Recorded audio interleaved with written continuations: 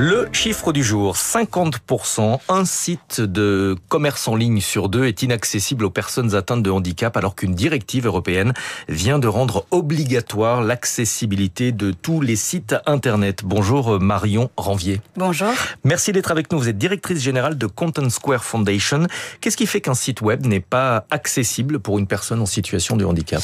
Oui, alors tout à fait. Peut-être en préambule, juste resituer la définition. L'accessibilité numérique, c'est le fait de rendre utilisables des applications mobiles, un site internet ou des interfaces numériques pour toutes les personnes, y compris des personnes en situation de handicap, donc handicap moteur, visuel, auditif ou cognitif. Donc tout ce qui est un frein à l'utilisation peut être considéré comme illégal.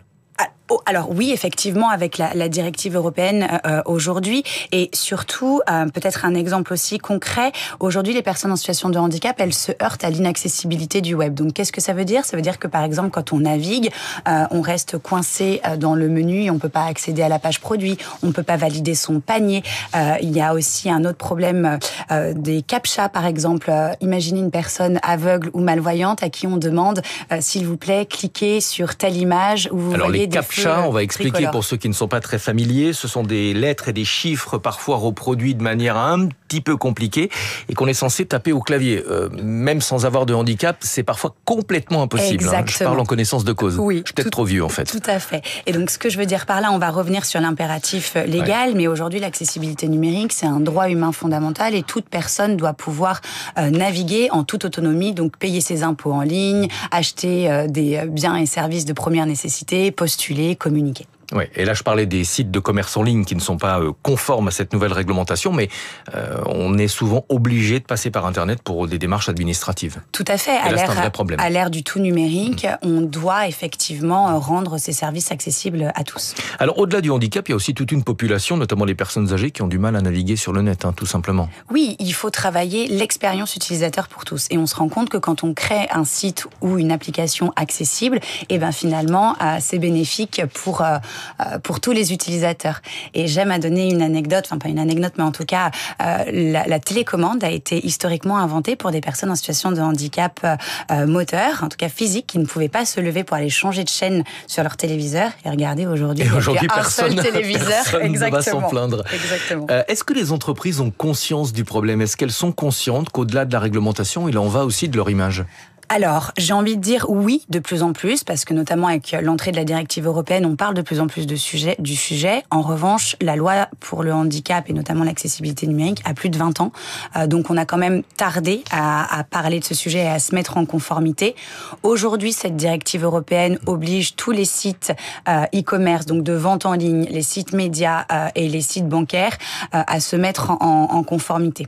Donc, est-ce que la réglementation, c'est forcément la bonne méthode? Aux États-Unis, où le cadre réglementaire est moins contraignant, les sites sont plus accessibles.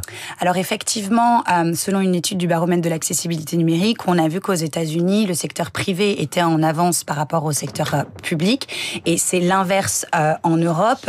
La loi fait partie effectivement de quelque chose de moteur, parce que la loi amène effectivement derrière des amendes, donc les entreprises se mettre plus vite en conformité. Et c'est là où on rejoint la question de l'image que les entreprises projettent, justement. Oui, effectivement, la question d'image est très importante. Aujourd'hui, on parle de plus en plus, en tout cas, on a des départements RSE, on parle de plus en plus du handicap, et on se rend compte, moi, pour les sociétés avec lesquelles je travaille, qu'en termes d'employabilité, porter aussi ces sujets d'inclusion permettent aussi de recruter des nouveaux talents. Un mot sur Content Square Foundation, puisque on ne connaît pas forcément, vous êtes une organisation à but non lucratif. Oui, tout à fait. Nous sommes une fondation qui promeut l'accessibilité numérique pour tous, et nous créons des programmes et des produits gratuits pour promouvoir ce sujet, et notamment dans le milieu de l'éducation, parce qu'on s'est rendu compte, croyez-le ou non, que les étudiants sortaient d'école du numérique sans jamais avoir entendu parler de l'accessibilité numérique.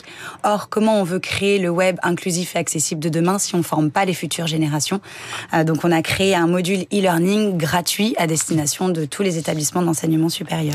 Merci beaucoup Marion Ranvier d'être venue ce matin, directrice générale de Content Square Foundation. Et si vous aussi, les CAPTCHA vous semblent la pire des choses sur le web, vous pouvez nous envoyer un message pour le confirmer. Moi, en tout cas, personnellement, j'ai un vrai problème avec ça. 6h57, dans un instant, David Abiker, la matinale de Radio Classique.